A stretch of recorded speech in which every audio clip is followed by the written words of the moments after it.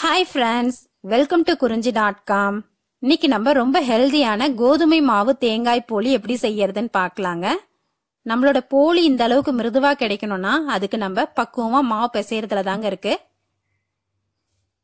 ஒரு கப் அளவுக்கு கோதுமை மாவு எடுத்திருக்கேன். இதுக்கு தேவையான அளவுக்கு ஒரு அரை ஸ்பூன் உப்பு சேர்த்துக்கலாம். உப்பு சேர்த்து நல்லா கலந்து விட்டுட்டு இப்ப நம்ம போலி கோதுமை மாவுல செய்யறதுனால அதுக்கு மைல்டான ஒரு கலர் கிடைக்கிறதுக்கு நம்ம ஒரு 1/4 ஸ்பூன் அளவுக்கு இதுல மஞ்சள் தூள் சேர்த்துக்கலாம்.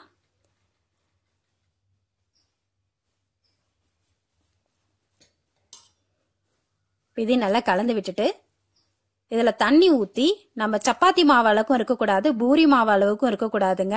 நல்ல லூஸா இருக்கணும், நம்ம கையிலலாம் ஒட்டணும். அந்த மாதிரி கொல கொலன்னு இதை பிசைஞ்சு எடுத்துக்குங்க. அப்படி நம்ம மாவு பிசைஞ்சு நல்லா ஒரு அரை மணி நேரம் இதை ஊற விட்டுட்டு நம்ம போலி செய்யும் போது நம்மளோட போலி நல்லா மிருதுவா கிடைக்கும். நமக்கு மைதா மாவுல செஞ்சா எந்த அளவுக்கு மிருதுவாவும் ருசியாவும் இருக்குமோ அதே மாதிரியே அந்த கோதுமை மாவுலயும் நம்ம செஞ்சிடலாம்.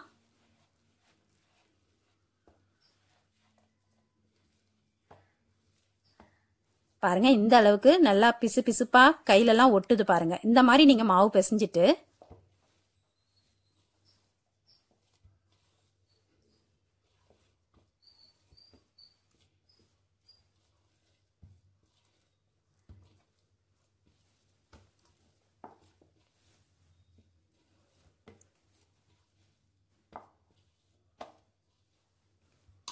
இப்ப இது கூட 2ல இருந்து ஒரு 3 டேபிள் ஸ்பூன் அளவுக்கு எண்ணெயை ஊத்திடுங்க.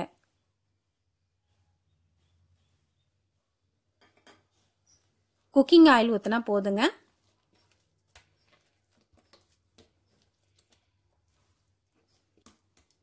திரும்பவும் எண்ணெயை சேர்த்து நல்லா பிசைங்க. பிசைய தான் இந்த மாவு நமக்கு எலாஸ்டிக் மாதிரி அந்த அளவுக்கு ஒரு மிருதுவா கிடைக்கும். நம்ம நல்ல எண்ணெய் ஊத்தி பிசைறதுனால நம்ம கையில எல்லாம் ஒட்டாது. ஆனா மாவு ரொம்ப சாஃப்டா இருக்கும். இதுக்கு மேல கொஞ்சமா எண்ணெயை தடவிட்டு ஒரு தட்டு போட்டு மூடி இதை அரை மணி நேரம் ஊற விட்டுடுங்க.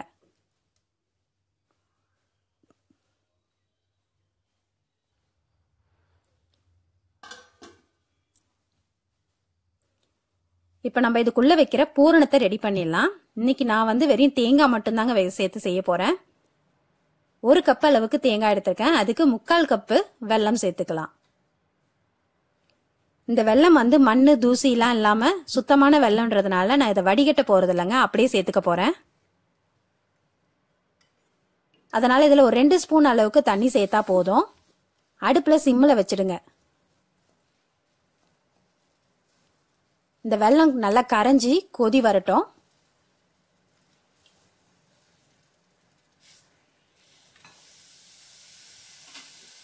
நம்ம இதுல சேர்க்கிற தேங்காயை ஃப்ரெஷ்ஷா சேர்த்தாதான் அந்த டேஸ்ட் நல்லா இருக்கும். நம்ம ஃப்ரிட்ஜில் வச்சிருந்த தேங்காய் இதுல சேர்த்தோம்னா அந்த அளவுக்கு நல்லா இருக்காது. நம்ம ஃப்ரிட்ஜில் தேங்காய் வைக்கும் போது அது கொஞ்சம் ட்ரை ஆயிடும். அப்பயே தேங்காய் உடைச்சு அப்பயே திருவி இதுல சேர்த்து செஞ்சு பாருங்க. உங்களோட தேங்காய் போலி அவ்வளோ ருசியா அந்த தேங்காய் பாலோட வாசனையோட சேர்ந்து ரொம்ப நல்லா இருக்கும் சாப்பிட்றதுக்கு. இப்ப நல்ல வெல்லம் கரைஞ்சி கொதி வருது. இந்த ஸ்டேஜ்ல நான் அந்த 1 கப்பு தேங்காய் பூவும் இதுல சேர்த்துறேன்.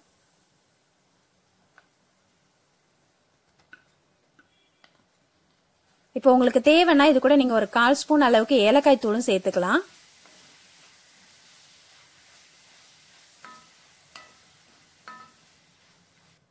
நான் ஏலக்காய் தூளுக்கு பதிலா 1 ஸ்பூன் அளவுக்கு நெய் சேர்த்திருக்கேங்க. இந்த நெய் சேர்த்து இதை கிளறும் போது ரொம்ப ஒரு வாசனையோட நல்லா இருக்கும். இந்த தேங்காயும் வெல்லமும் நல்லா கலந்தா போதுங்க. ரொம்ப பாகுலாம் முத்தி இருகலா ஆகிற வரைக்கும் விட்டுடாதீங்க. நல்லா கலந்து விட்டுட்டு அடுப்பை ஆஃப் பண்ணிடுங்க. இப்ப கையில கொஞ்சமா நெய்யோ எண்ணெயோ தொட்டுக்கிட்டு இதை சின்ன சின்ன உருண்டையா உருட்டிடலாம். நம்ம ஒரு சப்பாத்தி மாவு அளவுக்கு உருண்டை உருட்டிடுங்க.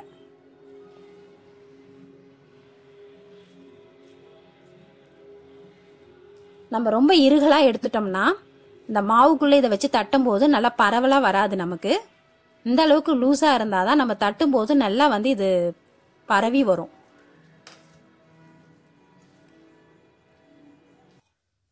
இப்ப நம்மளோட மாவு நல்லா ஊறிடுத்து.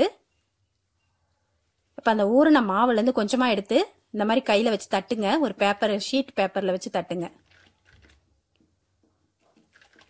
இதை நம்ம உருட்டணும்னு அவசியம் இல்லைங்க. இது உருட்டவும் வராது, நம்ம கைகளாலே தான் தட்டணும். பாருங்க இந்த மாவு எந்த அளவுக்கு நல்லா ஊறி எலாஸ்டிக் மாதிரி இருக்கு பாருங்க. நம்மள எவ்வளவு இழுத்தாலும் வரும், அந்த அளவுக்கு எலாஸ்டிக் மாதிரி இருக்கும் அந்த மாவு. உள்ள பூரணத்தை வச்சுட்டு நல்லா கையாலேயே மெலிசா தட்டிக்கங்க. ஒரிஜினல் போலின்னா அது இந்த மாதிரி தாங்க இருக்கும். நம்ம சப்பாத்தி மாவு அளவுக்கு மாவு பிசைஞ்சு அதை உருட்டி அதுக்குள்ள வச்சோம்னா அது போலியா இருக்காது, பூரண சப்பாத்தியா தான் இருக்கும். நீங்க ஒரிஜினலான போலி சாப்பிடணும்னு நினைச்சீங்கன்னா இந்த அளவுக்கு மாவு நல்லா லூசா பிசைஞ்சு அது உள்ள பூரணம் வச்சு இந்த மாதிரி கைகளால தட்டி போடுங்க. நமக்கு ஒரிஜினலான போலியும் அந்த டேஸ்டும் ஒரிஜினலா கிடைக்கும் நமக்கு. இப்ப உள்ள இருக்கிற பூரணம் வெளியே தெரியற அளவுக்கு மெலிசா தட்டி இருக்கேன் பாருங்க. இப்ப இது நல்லா 2 பக்கமும் திருப்பி போட்டு வேக வைக்கலாம்.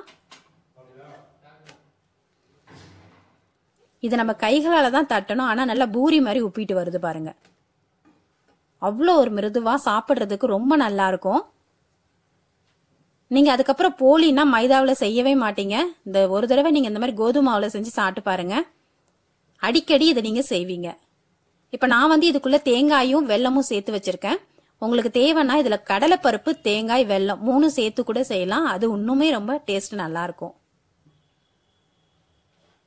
ரொம்பவே ஹெல்தியான ஈஸியான இந்த கோதுமை தேங்காய் போலியை நீங்களும் உங்க வீட்டுல செஞ்சு பாருங்க. செஞ்சு பார்த்துட்டு எப்படி வந்ததுன்னு சொல்லிட்டு உங்க கமெண்ட்ஸை கமெண்ட் பாக்ஸ்ல கொடுங்க.